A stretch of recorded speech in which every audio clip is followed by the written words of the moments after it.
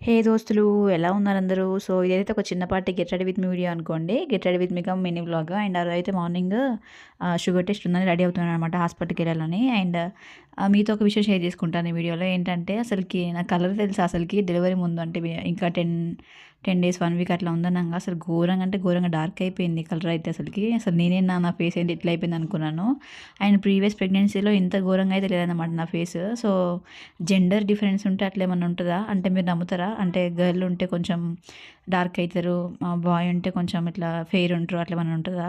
కామెంట్‌లో షేర్ చేసుకోండి నాతో మీరు. అండ్ ఇంకా నేను రెడీ అయిపోయిన తర్వాత సో, కొంచెం చల్లగా ఉందనమాట వెదర్ ఆ రోజు. స్వెటర్ ఏసుకుందామని ట్రై చేసినాను గానీ నా టమ్మీకి అది ఫిట్ అవ్వట్లేదు. టైట్ అయిపోతుందని మళ్ళీ ఇంకా నార్మల్‌గా కోట్ లాగా కొంచెం స్టైలిష్‌గా ఉంటదని అప్పుడెప్పుడో కొనుక్కున్నాను. సో, అదైతే ఏసుకొని పోతున్నాననమాట. అండ్ ఆ రోజు చాలా చాలా కూల్‌గా ఉంది వెదర్.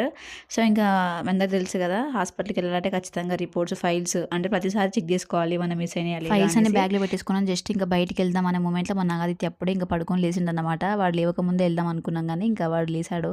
సరే అనేసి వాడిని ప్యాంపర్ చేసి కొంచెం ఇట్లా మరిపించినట్టేసి ఎళ్దాం అనుకున్నాం గానీ, అసలు వాడు మర్చిపోవట్లేదనమాట. వదలట్లేదు మమ్మల్ని. సరే అనేసి ఇంకా ఎట్లాగో నియర్ బైయే కదా హాస్పిటల్, 5 మినిట్స్ జర్నీ మాకైతే బైక్ పైన. సో, అందుకని తీసుకొని వెళ్తున్నాము. సో, వాడికి ఇంక బ్రష్ కూడా చేయించలేదనమాట. లేట్ అయితుంది ఫాస్టింగ్‌తో ఉన్నా కదా నేను అనేసి. ముందే కూర్చున్నా. మరి ముందే నువ్వు కూర్చునేది. నన్నైతే ఇంక హాస్పిటల్ దగ్గర దింపేసి నేను శాంపిల్ ఇచ్చేలోపు మా హస్బెండ్ ఇంక వాడిని ఇంటి దగ్గర దిగబెడదాం అనుకున్నాడు మళ్ళీ. కాకపోతే మా ప్లాన్ అస్సలు వర్కౌట్ అవ్వలేదనమాట. అదైతే నెక్స్ట్ షాట్‌లో షేర్ చేస్తాను. Stay tuned.